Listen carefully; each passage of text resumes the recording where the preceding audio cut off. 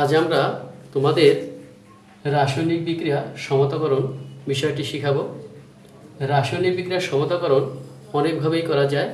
আমরা অণু পরমাণুর সমতাকরণ বিষয়টি শিখাবো, অর্থাৎ বাম পাশ এবং ডান পাশে অণু পরমাণুর সংখ্যা সমান কীভাবে করা যায় সেই বিষয়টি শিখব।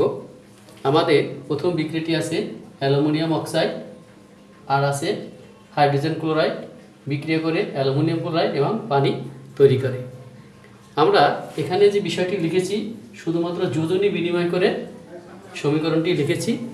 এবারে আমরা দেখব যে বাম পাশ এবং ডান পাশ কীভাবে সমান করা যায়।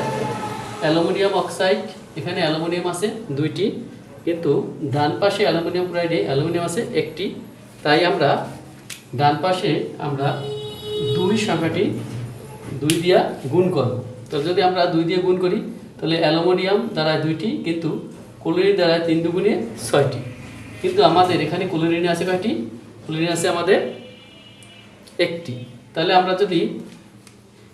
আমরা আবার এখানে যদি 3 দিয়ে গুণ করি তাহলে আমাদের ক্লোরিন 3টি হয়, কিন্তু আমাদের হাইড্রোজেনের সমস্যা হয়। মানে হাইড্রোজেন আছে আমাদের কয়টি? 2টি। তাহলে হাইড্রোজেন আমাদের ঠিক হয় না। তাই আমরা কি করব, এখানে যদি 6 দিয়ে গুণ করি তাহলে আমরা দেখি যে ক্লোরিন আমাদের 6টি হয়, 3 দুগুণে 6। এবার হাইড্রোজেন হয় কয়টি? আমাদের 6টি, কিন্তু এখানে আমাদের হাইড্রোজেন আছে কয়টি? আমাদের 2টি। তাহলে আমরা যদি এখানে 3 দিয়ে গুণ করি তাহলে হাইড্রোজেন আমাদের হয় কয়টি? 3 দুগুণে 6টি। এখানে হাইড্রোজেন আছে 6টি, অক্সিজেন এখানে 3টি, 3 দিয়ে গুণ করে 3টি, এখানে অক্সিজেন আছেও 3টি।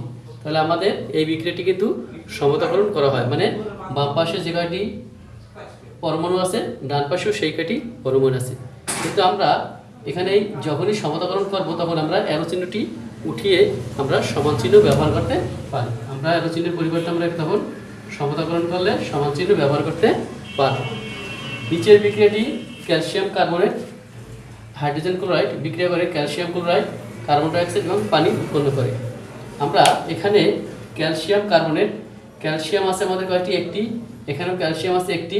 ক্লোরিনে আছে কয়টি? আমাদের এখানে একটি, কিন্তু এখানে আছে 2টি। তাই আমরা 2 দিয়ে যদি গুণ করি তাহলে দেখা যায় যে আমাদের ক্লোরিন 2টি হয়। এবারে কার্বন আছে একটি, এখানেও কার্বন আছে একটি। এবারে হাইড্রোজেন আছে 2টি, হাইড্রোজেন আছে 2টি। আমাদের অক্সিজেন আছে 2টি আর একটি 3টি, এখানে অক্সিজেন আছে 3টি। তাহলে আমাদের বিক্রিয়াটি এখন কিন্তু সমতাকরণ হয়। মানে এখানেও যে কয়টি পরমাণু আছে এখানেও সেই কয়টি পরমাণু আছে।